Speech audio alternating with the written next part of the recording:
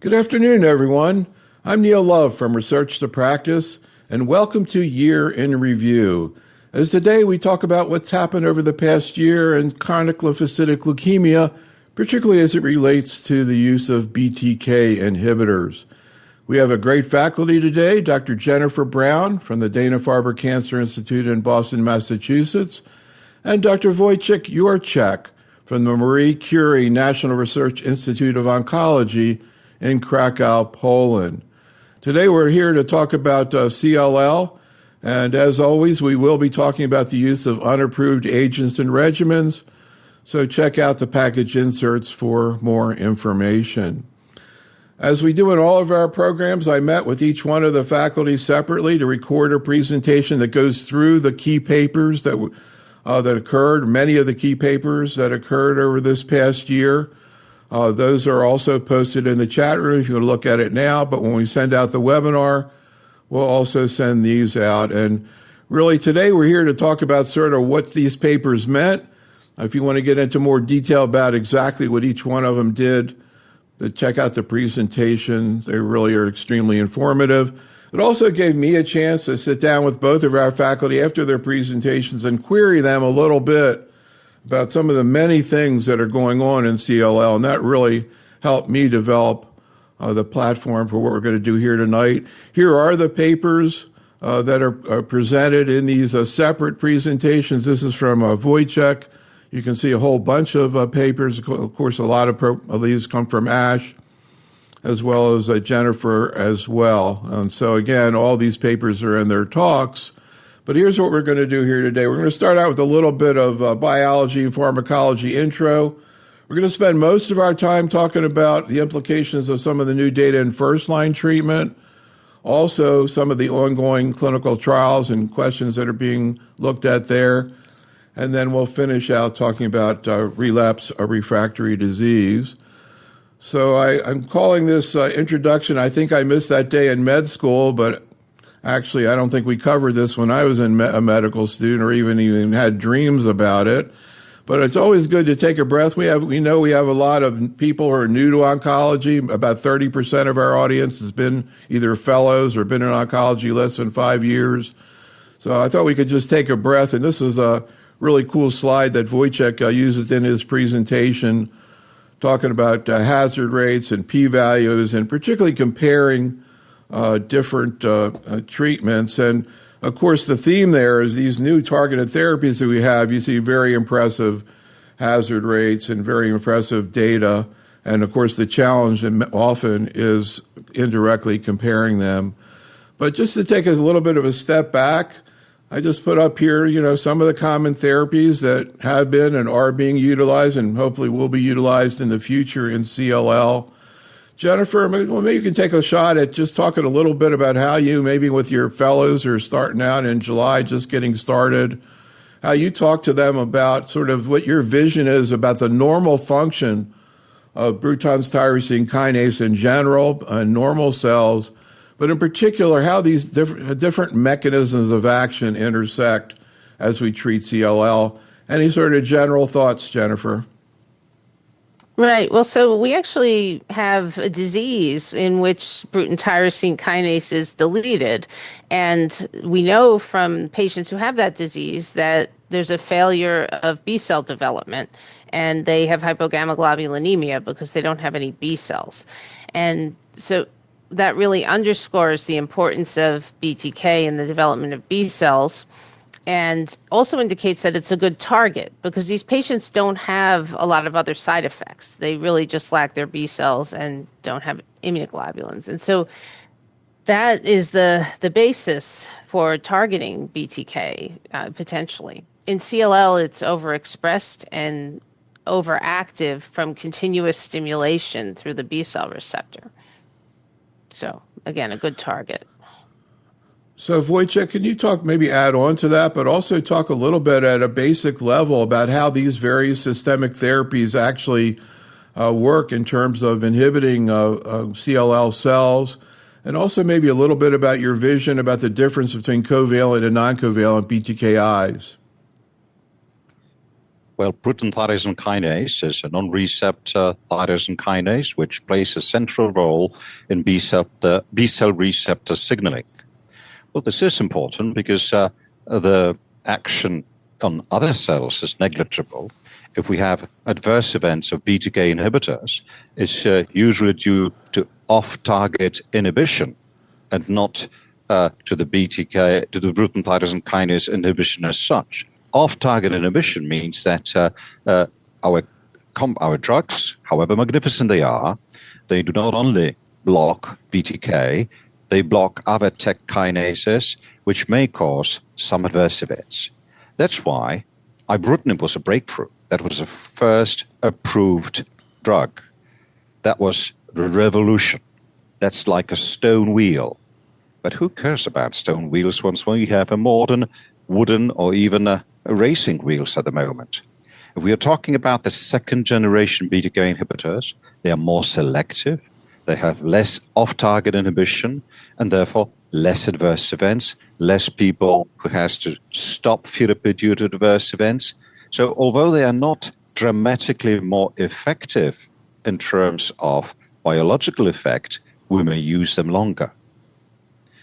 Now, just talking about BTK inhibition, if you are talking about signaling, if the cell has no signal, it's not agitated, it doesn't have a target, it dies of negligence.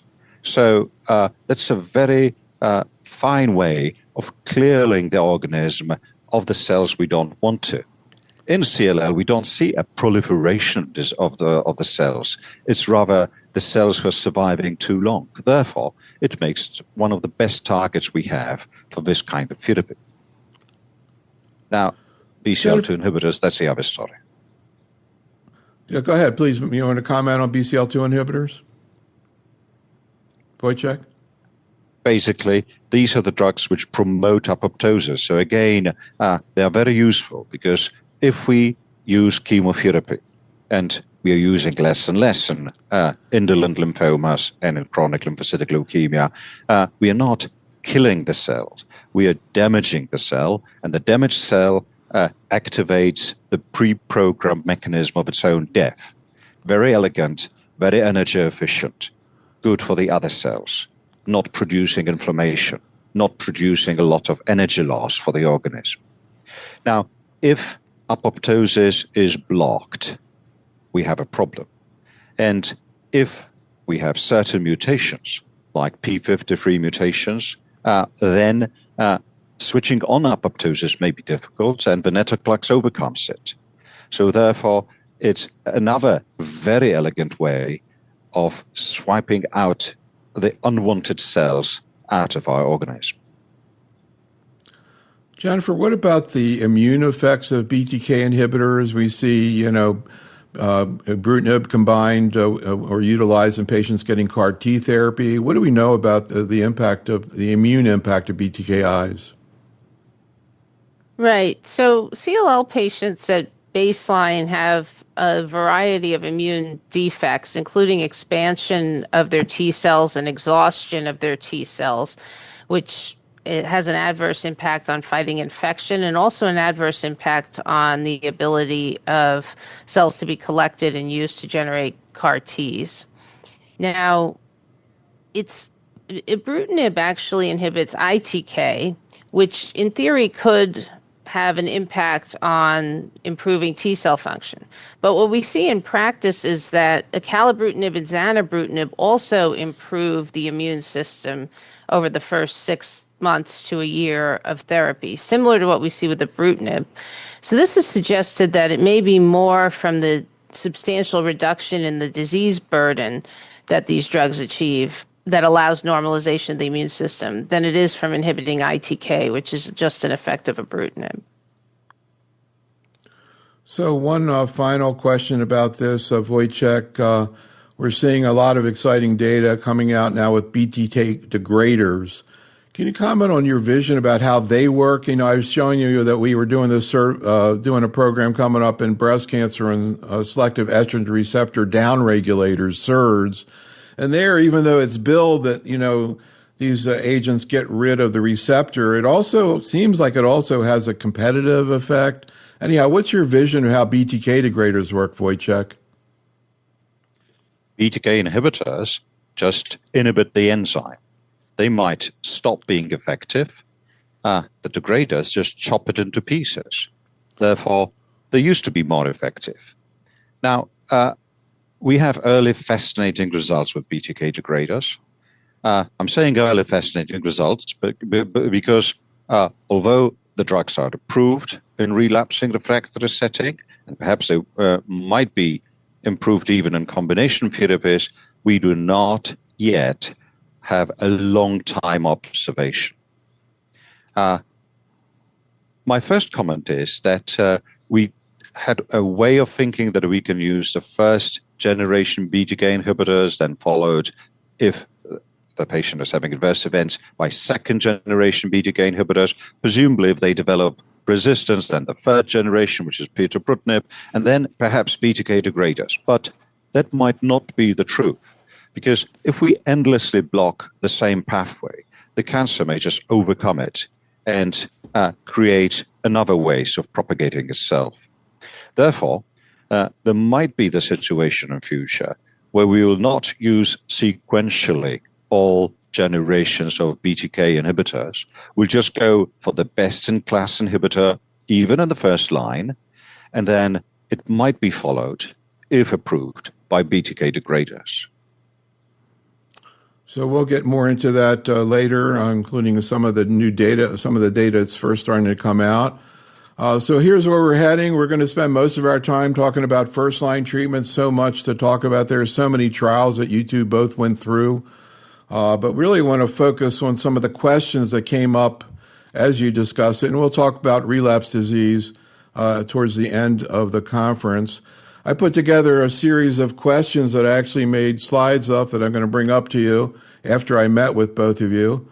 I only have 28 questions for you to deal with here in this next hour. Just kidding. I do have 28 questions. I don't know if we're going to get through them all, but we'll get through as many as we probably should have had 2 hours for this, but we'll take a shot at trying to get into that. And I want to just start out, instead of, going through every single trial, just take a breath before we get into some of the clinical questions that come up from these data and get some of your broad takes, particularly about what happened at ASH, in terms of CLL papers in general, particularly these are related to first-line therapy. So I'm going to ask first you, Jennifer, to comment in terms of non-covalent BTK studies presented at ASH and that's come out over this past year. And just looking at this list, and then I'm going to ask Wojciech to talk about pirtobrutinib and some of the work, including his work that was presented at ASH and has come out over the past year. But Jennifer, when you take a look back and think about what's happened at ASH, can you comment on some of the big papers? Of course, CLL17 had a lot of prominence there, but globally, what are some of the key papers in terms of covalent BTK that came out, in terms of what they showed and what you think it meant globally? Right. Well, CLL17 is definitely the most important, a long-awaited trial. Our first comparison of continuous BTK inhibition with ibrutinib to our two primary time-limited regimens. So that's 1 year of venetoclax with obinutuzumab or 15 months of ibrutinib with venetoclax. And this was designed as a non-inferiority study, comparing each of the time-limited arms to the continuous ibrutinib arm. And what was found at relatively early follow-up, it's only 3-year follow-up, which is still a little early.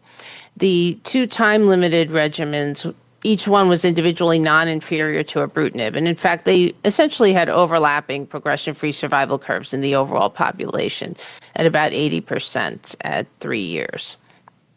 We're not yet seeing much differentiation based on prognostic markers, with the exception of the 17p deleted highest risk group, where it was the case that ibrutinib appeared to perform better than ibrutinib venetoclax, which appeared to perform better than venetoclax obinutuzumab, although the differences were not at this point statistically significant. So, Wojciech, any comments about Amplify? We saw some more data at ASH. Of course, we saw the Amplify data last year. It seems like a long time ago, but I guess it was last year. We also saw some data looking at sonrotoclax zanubrutinib at the ASH meeting. Again, a time-limited BTK and BCL2 inhibitor. Anything you want to say about that strategy and particularly Amplify and what your thoughts were about some of the data that's been presented? Well, thanks for this question, because Amplify actually is the study which possibly will guide us through, will serve us as a standard of care in the next couple of years. It's the combination of acalabrutinib and venetoclax, which looks like an absolute winner, because we actually compared both acalabrutinib with venetoclax to acalabrutinib, venetoclax, and obinutuzumab. So doublet, we combined doublet and triplet. And unfortunately, it occurred that although in triplet we had a better response rate, there were more adverse events, which may jeopardize the usage of a scheme in the general public. But on the other hand, if we look at our previous experience, it may occur, like an ELEVATE study, where the more aggressive therapy, although with only moderate difference in progression-free survival on the long time run, occurred to be superior in overall survival. Now, while I'm saying that AV regimen is supposed to be the best time-limited regimen we can offer nowadays to the patient, I think that the alternative, which is on the way, is not going to be introduced until 2 or 3 years, because the only alternative AV regimen seems to be another BTK, second-generation BTK inhibitor, zanubrutinib, with a sonrotoclax, which might be even a more potent BCL2 inhibitor. And although we have a preliminary results on that, the randomized study is just only starting, and there will be no readout for the next 2 or 3 years. Now, talking about this time-limited therapies, perhaps one comment of mine that if we have a patient with a relatively young who wants 100% of his life back, definitely time-limited approach is the best option. Although it's perhaps more bothering during the treatment time, we do have the possibility of a long period of relatively normal life, perhaps even without immunity impairment after the therapy is ended. So such a patient may have 100% of their life back after the therapy. Now, if we go for a long-lasting therapy, which may be even better tolerated, then even a tablet a day may cause some immune problems, may cause an increased number of infections. Such a patient, although will have less adverse events, will not have 100% of his life back. Therefore, Amplify seems to be a very important study. So, Jennifer, I pulled this comment that you made on that recording that I did with you when you did the presentation. I just want to ask you about a couple of things that you mentioned there. First, the fact that you said that you're using AV, and of course now it's approved, in many patients who in the past you gave continuous BTK inhibitors to. Maybe you can comment on that. And also another study that you commented on, the FLAIR data, which maybe you can talk about what that is. But I wasn't aware of the fact that you don't see BTK mutations, or you saw less BTK mutations there in the time-limited, in which, potential advantage there. Any further comments about, again, your clinical use of AV, particularly in people who used to get continuous BTK inhibitors, and also this issue of BTK resistance? Right. So, many of the older patients don't necessarily want to come to clinic as much as is required to do an early venetoclax ramp up, or with Ven-Oben. That's actually 8 consecutive weeks where they have to come to clinic 1 or 2 days a week. And so many opt for continuous BTK inhibitors just for the simplicity. But I think now with AV, it's much more appealing because the cytoreduction with the Acala is very easy. First 2 months, they feel better quickly. And then when they do the venetoclax ramp up, it's not as difficult because of the cytoreduction from the Acala first. So more patients are open to it, and then that allows them to get off therapy when they finish the 14 months. Now, the FLAIR trial, I think, is very important because it's actually our first demonstration that time-limited therapy can improve progression-free, and in the case of FLAIR, also overall survival compared to continuous BTK inhibitor. So that was really a very striking result, and that was achieved with an MRD-guided regimen, though, and I think we'll discuss more about MRD guidance as we move into the program, but that's an up-and-coming feature. The other thing that was presented at ASH from FLAIR that was notable was, for the first time, there was an analysis looking at BTK resistance mutations on continuous BTK as compared to the ibrutinib venetoclax arm. And what was found is that mutations did occur in the continuous arm, but they didn't see any BTK mutations in the ibrutinib venetoclax arm. So that suggests, although the numbers are still relatively small, that what we think about time-limited regimens, namely that they may prevent the development of resistance because you have two drugs together, it's hard to get mutations that result in resistance to the two drugs together. And then you stop them, you remove the selection pressure for resistance. And this is the first data that actually supports that rationale may be true. And so that's very important. So Wojciech, again, another big highlight of the ASH meeting were the two trials looking at pirtobrutinib in the upfront setting. You presented some of the data there. Can you talk about what we learned at ASH from these trials and what you think it means in terms of clinical practice and future clinical research? Well, perhaps I will start from another study also published at JCO 2025, namely the 5-year follow-up of the Bruin phase 1 and 2 protocol. This is important, although that's in relapsing refractory setting, because these are the first 5-year-long observations of this drug, not revealing any new safety signals and allowing for over 50% of overall survival at 5 years and 14 to 20% of progression-free survival, depending whether the patients were previously exposed to BCL2 or not. However, on ASH meeting, there were two nice presentations in earlier lines. The FREE13 study, which was a combination of a comparison between pirtobrutinib and bendamustine rituximab, and that was in treatment-naive cohort.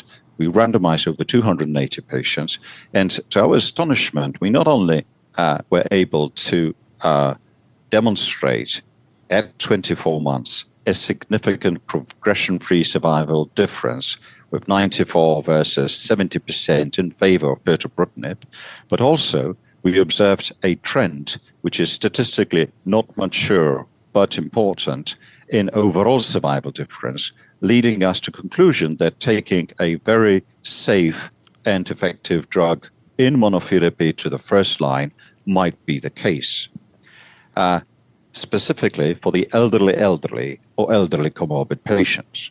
Now, further proof that it might be the right thing to do is the comparison of pirtobrutinib versus ibrutinib in a randomized Bruin 314 study.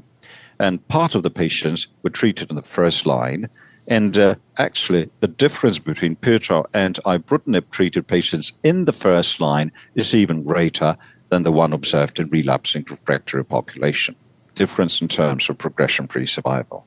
And all that in literally excellent tolerance, as pirtobrutinib is the best tolerated BTK inhibitor we have, and possibly the most selective one. So we'll get into more in terms of pirtobrutinib, in terms of relapse disease. But Jennifer, I was just kind of curious about your thoughts about these data presented in treatment-naive patients.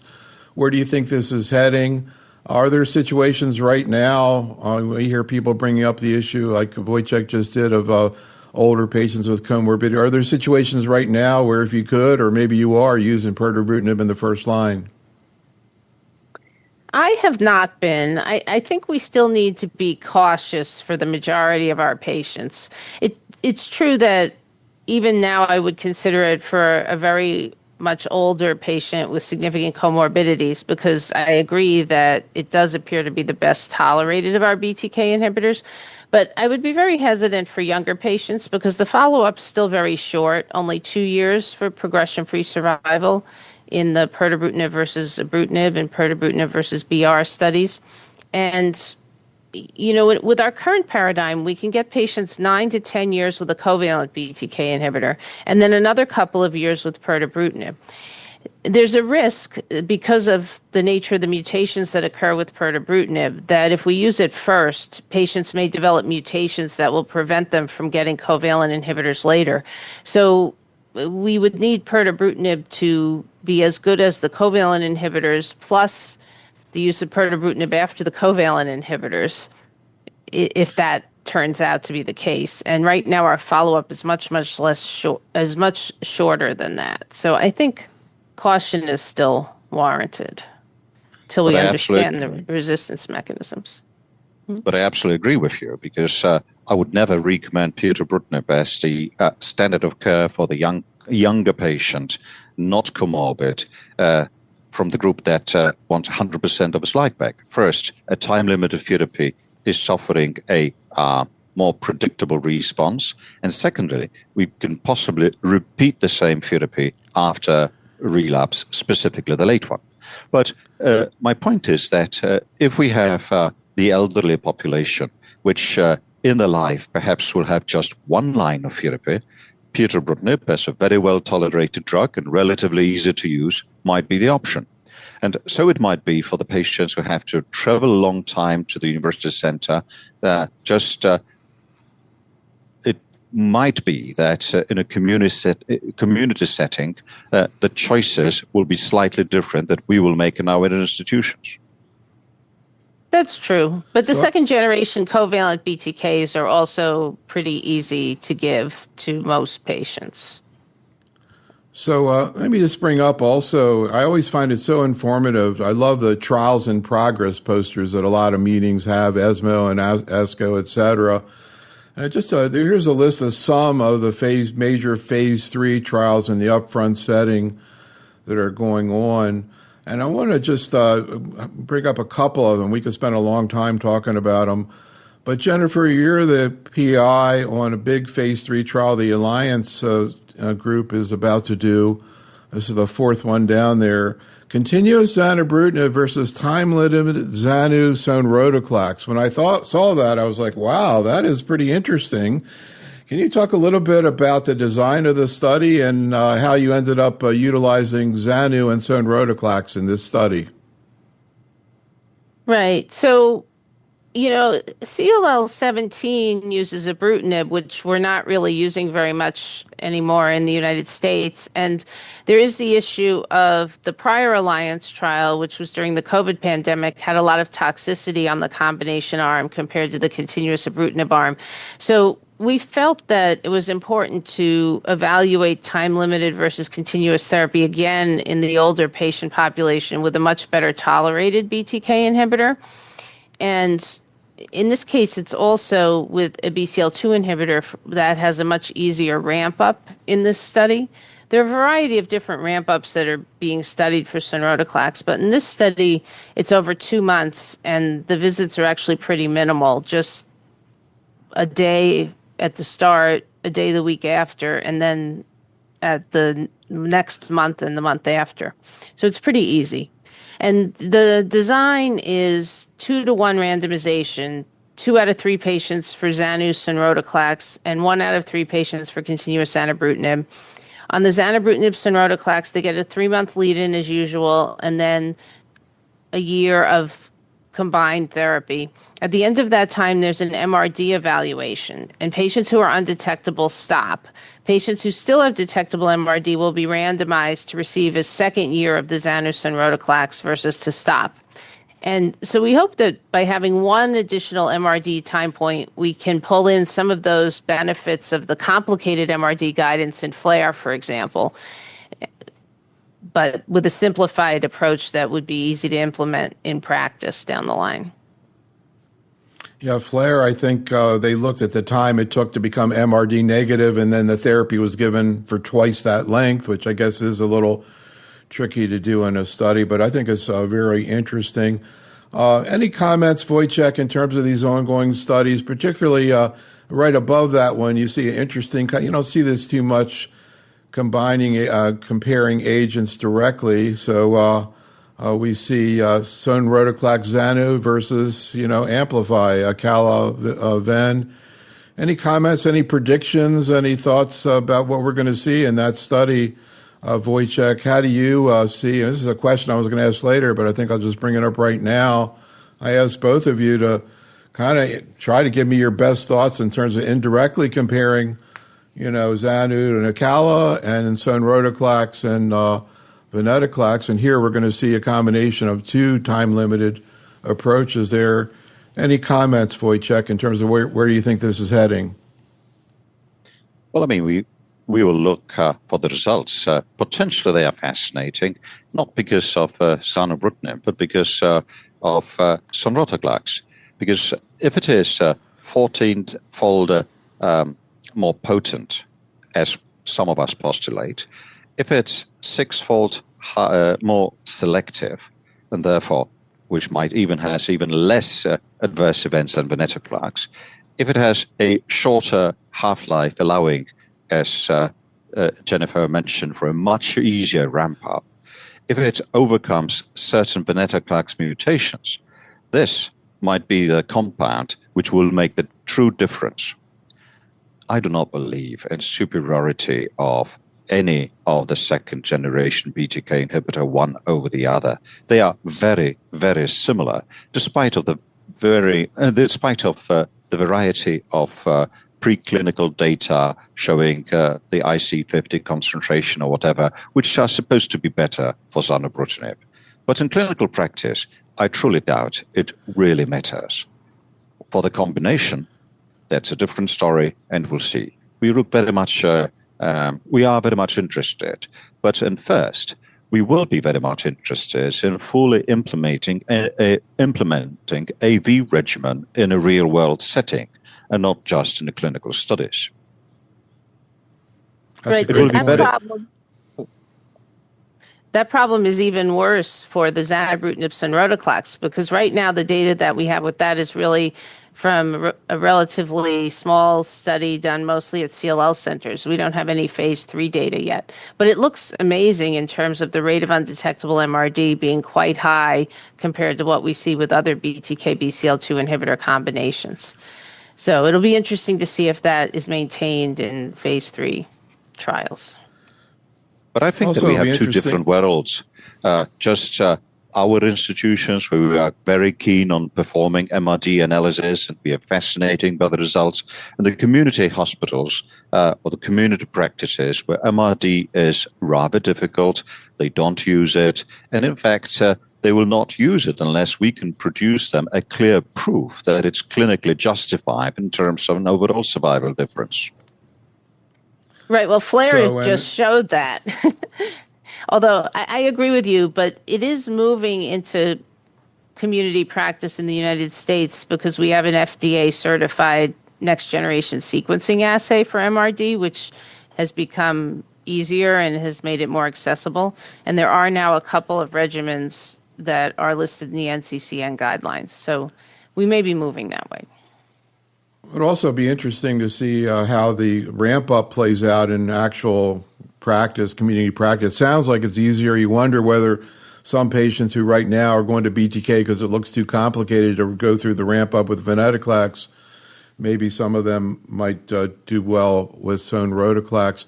I Well, I'm going to jump in with some of the many questions that I think come up. I'm seeing a lot of these same questions in the chat room coming out. I hear these all the time. So here we go.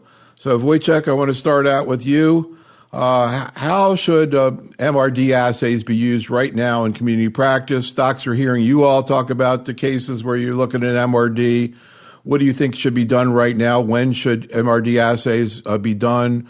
Which type of MRD assay should be done? What value? I know there are different, levels of MRD. How do you look at that?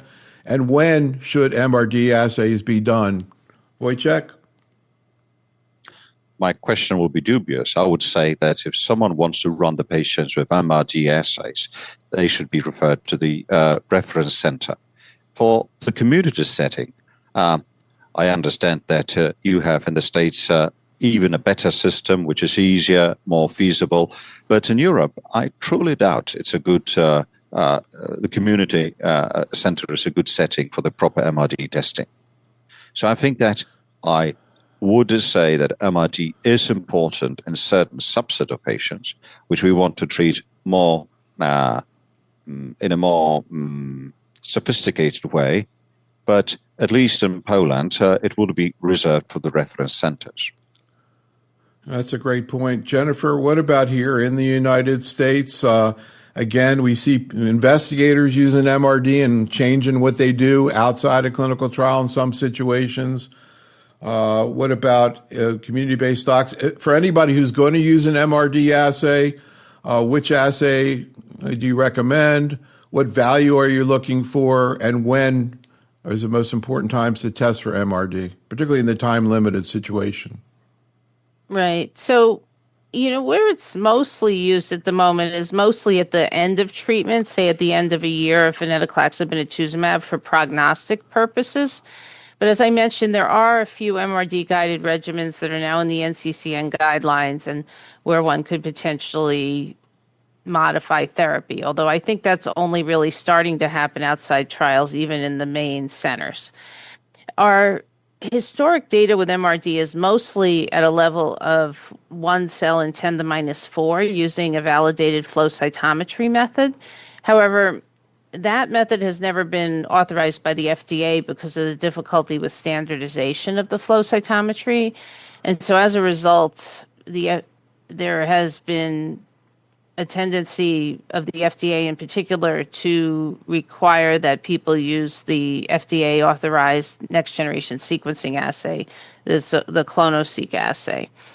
Now, that should still probably be at a 10 to the minus 4 level on bone marrow or blood, but we are, for some of the trials, investigating using 10 to the minus 5 in blood in lieu of bone marrow because there's thought to be about a 1 log difference.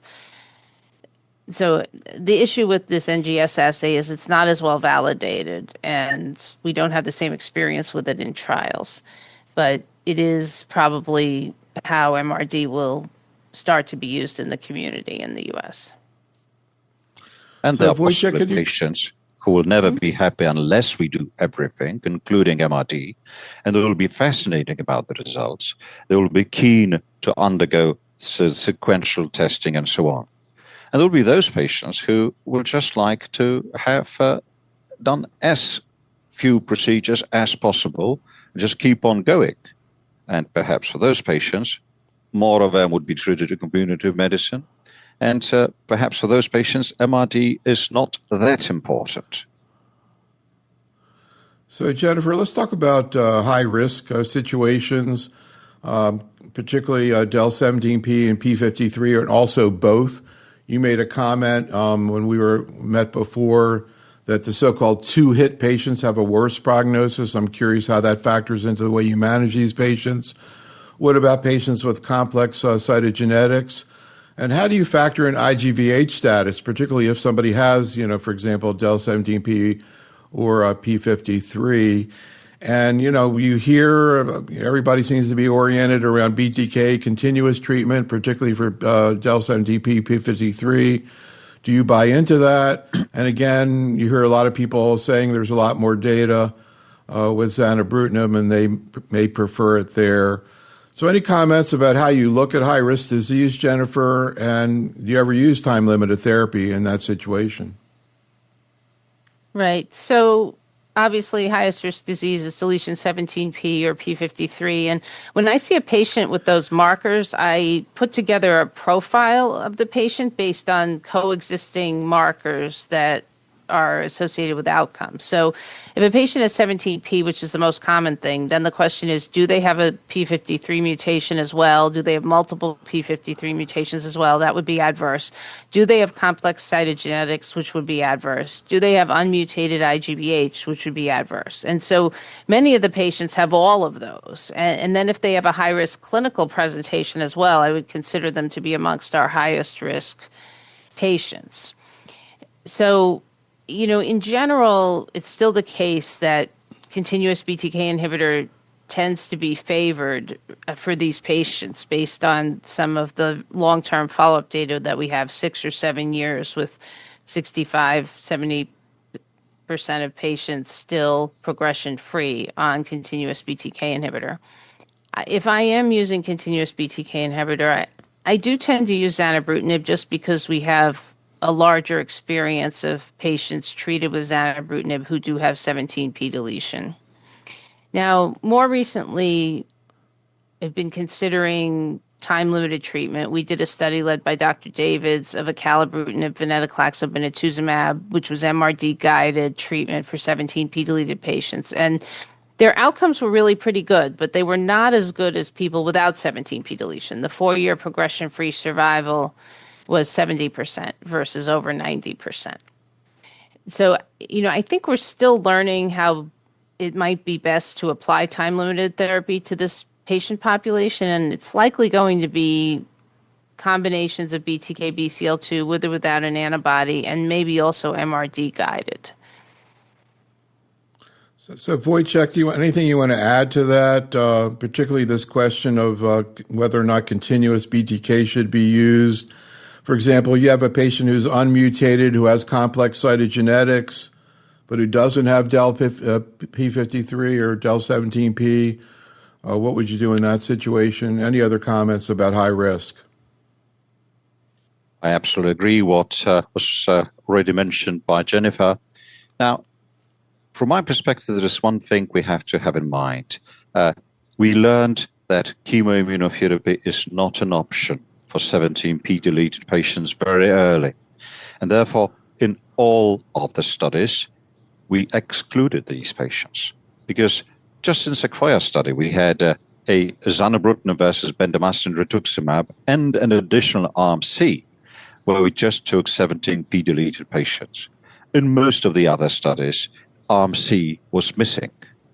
Therefore, in fact, we have a relatively long-lasting experience with time-indefinite BTK inhibitors and relatively few data on combination therapies, and definitely few data on prolonged observation with combination therapies, although this is being gradually filled. So if I had a patient with a high-risk patient, as elegantly described by Jennifer, I would most likely try to treat him in a time-definite regimen combining BTK and BCL2 inhibitor, but I understand the reasoning for the continuous BTK inhibitor therapy. And just to make the picture more complex, I remember one of the studies when we used venetoclax in a time-indefinite manner in 17p deleted patients and in a relapsing refractory setting, and they've done pretty nicely. Therefore, the prolonged therapy has a prolonged observation time. So, Jennifer, those results that you were just referring to with the AVO that you all did at Dana-Farber were really impressive. Any thoughts about this strategy that was looked at MD Anderson, reported at ASH, looking at delayed use of obinutuzumab? Obviously, obinutuzumab has its own issues. You might want to comment on that in terms of infection. But here they used MRD to determine whether or not to use. At first, they treated with AV, and then see whether or not what happens with their MRD and deciding whether to use obinutuzumab. Can you comment on what they saw there and whether you think this is a reasonable strategy moving forward in the future? Right. So, after AV, the rates of undetectable MRD with a year of therapy are relatively low. So in that study, most of the patients then got obinutuzumab, and the outcomes were similar whether they did obinutuzumab in a delayed fashion on that arm or they did it earlier in the other arm. And we learned from Amplify, done during the COVID pandemic, that really the patients getting CD20 antibodies were at risk for death from COVID and for higher grade infections. And I think that study really brought it to our attention, in particular the AVO arm of Amplify. And so with the MD Anderson delayed approach, they had less neutropenia, less infections. And so I think if you had a patient that you wanted to give the 3-drug therapy to, perhaps because they had high-risk disease, unmutated disease, then if they are older or have some comorbidities, an approach would be to consider delaying the obinutuzumab and see how they do, both in terms of response and toxicity. And then you can consider adding it later when the toxicity might be less. But it seemed, at least from that study, that the benefit was probably similar.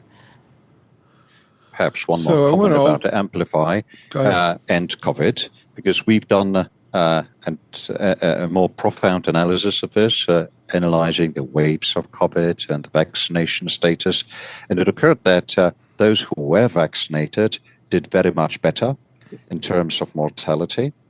And the other interesting issue was that it worked even in the patients who were just vaccinated weeks before initiating therapy. Therefore, although we had a very bitter lesson on COVID and triplets, and we also have a very clear message that CLL is not a disease where we have to initiate therapy right away. So perhaps we should readdress the question and vaccinate the patients even before initiating therapy if we want to go for a more vigorous therapy regimen. Very interesting idea. Let's talk a little bit about relapse refractory disease. And first, Jennifer, can you comment about your usual approach to patients with disease progression on a BTKI?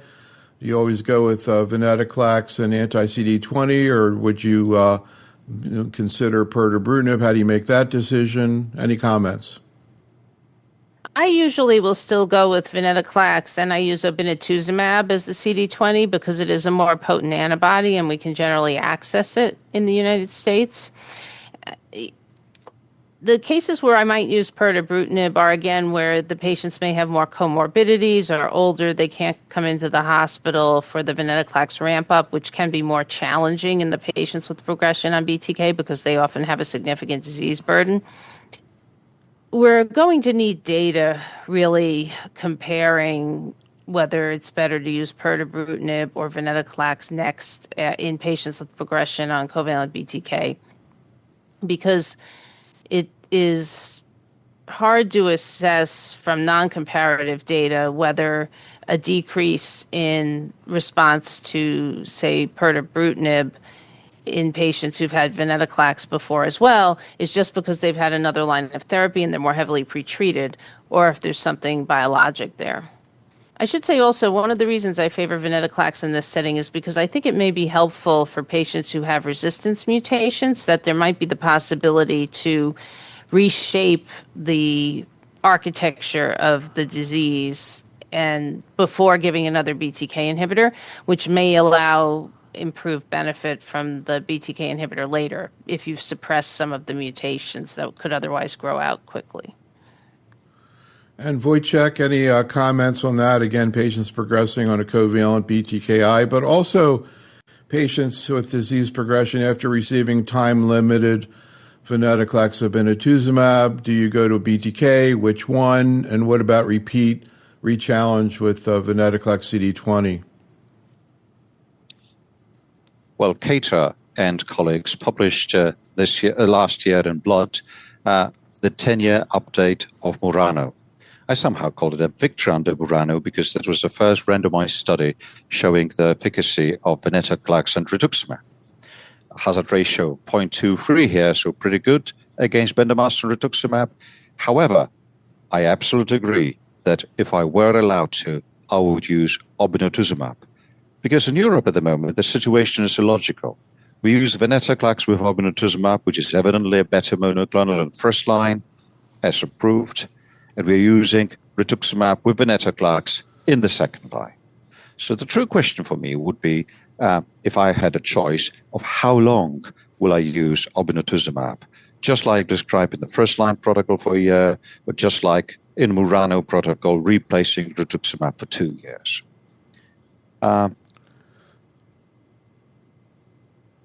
Maybe So, Jennifer, the other comment I have is that in Poland, we have a fancy situation where most of the patients first line are not treated by BTK inhibitor, but by BCL2 inhibitor with obinutuzumab. Therefore, in our relapsing refractory setting, most of our patients are relapsing refractory after Venobi regimen. Jennifer, what about the patient with both exposure to BTKI and BCL2, and also patients who are refractory? So we'll start out maybe with a patient who has to stop a BTKI because of toxicity, then gets treated with venetoclax CD20, and then disease progression. How do you decide whether to go to a different BTKI or some other strategy if they haven't progressed on the BTKI? Yeah, if they haven't progressed on the BTKI, I would use a BTKI because, and this is really the key point, exposure is not the same as resistance. And so you can usually go back to a drug that they may have been exposed to that they're not refractory to, as long as, they didn't have a intolerance that, like a subarachnoid hemorrhage or something where you wouldn't use a BTK. Wojciech, what about the double refractory patient? How do you think that through? Where does pirtobrutinib come in, and also CAR-T? I would again quote Jennifer that double exposed doesn't mean double refractory. And usually we know that the patient is refractory to BTK inhibitor, but exposed to BCL2 inhibitor. Therefore, I wouldn't cross BCL2 inhibitors in a patient exposed previously to this class of drug. Now, talking about pirtobrutinib, it was officially approved for patients relapsing or refractory to both. And the proof comes from the Bruin phase 1/2 study, but we also did a confirmational study published last year in JCO, where we evidently could prove that pirtobrutinib was better in terms of progression-free survival against Idela rituximab or bendamustine rituximab. The comparator arm was Medicare, but we couldn't find anything better. Now, the overall survival difference was not the target, the primary target, as majority, namely 76% of the patients had an effective crossover. But despite the crossover, there was a numerical superiority in overall survival. Therefore, pirtobrutinib is fully justified in these double-exposed patients. The question is, should we do something else, and what should we do after pirtobrutinib, as the responses are not dramatically lengthy? We are talking about the median progression-free survival of 14 months. So, Jennifer, again, any comments on pirtobrutinib? Also, as we see BTK degraders coming along, where do you see them factoring in, and how do you compare the efficacy against various BTK mutations in patients with disease progression on covalent BTKI? Do you think we're going to be using pirtobrutinib or BTK degraders, or both in sequence?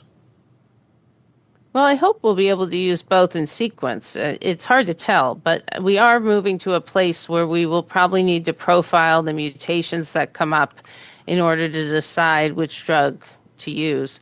We don't yet really know the full profile of resistance with BTK degraders, but the one described mutation was an A428D mutation, which appears to confer resistance to all of our drugs. And so if that is a more common mutation after BTK degraders, then we're going to need to keep them reserved for later line because we don't want to be selecting that mutation before we've used our other drugs.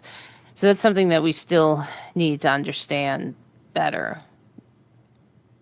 But at least one of the CAR-T? companies has confidence in BTK degraders, as it's planning to run in a double refractory or double exposed patients a randomized study with the third generation BTK inhibitor versus BTK degrader. Yeah, they're both doing that, actually. They're both going head-to-head against Pirto. So that's actually excellent, right? Because we'll get good data from that. Jennifer, what about CAR-T? When do you think about that? I have to say, I try not to think about it in CLL unless I'm really in a dire place, because right now I feel that the data are not that great, to be honest. With CAR-T lysocell alone, the complete response rate's about 20%. With ibrutinib beforehand, it was about 40%. But in order to get a really good benefit from the CAR-T procedure, you do have to have a CR, because we see that the other patients are relapsing fairly quickly. Like a partial response gets you 2 years, basically, which is not too different from pirtobrutinib, but it's a lot harder to go through the CAR-T procedure. So I'm hoping that, in the next 5 years, we'll see a lot of improvements in our approach to CAR-T in CLL so that it will feel like it has a higher long-term benefit rate than what we're seeing so far. So I want to finish out actually with a case I see here in the chat room, Wojciech, from Wendy, who has a patient who was started on Amplify, acalabrutinib, and venetoclax, but then after a few months of therapy was diagnosed with thymic carcinoma. So her therapy was interrupted in order to have a treatment for this other cancer. And now the patient's recovered from that, and she's trying to figure out where to head in clinically in complete remission, but wonders whether or not she should get an MRD assay to try to figure out what to do at this point. I guess kind of an unusual one-off situation. But if you found that she was MRD negative at this point, Wojciech, would you be okay just following her, or would you go put her back on therapy? Well, I would perhaps even considering a delay of therapy even in MRD-positive patients who without any clinical symptoms, for one reason. If the patient had a secondary primary malignancy, which we should address perhaps like that, then even if we regard the other malignancy well attended and treated, we still need all the immunity the organism has to fortify the action against the SPM. And however, whatever our therapy for CLL would be, it will undermine the efficacy of the immune system. So I would just try to delay CLL therapy as long as possible. A really interesting perspective. I'll finish out and let you give another second opinion, Jennifer, on this case. Any thoughts? So I actually agree. When patients have to stop a therapy for an intolerance, or in this case for second malignancy, if they're in a clinical complete remission or even just in a good response, I'll often just try to give them a break and wait until the disease progresses again and then reevaluate at that point what treatment is optimal. And in this case, I would not use MRD. It's actually not very likely the patient has undetectable MRD, but they may still have some sustained response even with detectable MRD. We do see that with BTK BCL2 combinations. So, Wendy, I hope that was helpful to you. And Jennifer and Wojciech, thank you so much for working with me before this to record your presentation and also to participate in this webinar. Audience, thank you for attending. Be safe, stay well, and have a great night. Thanks so much, Jennifer. Thanks so much, Wojciech. Have a good one.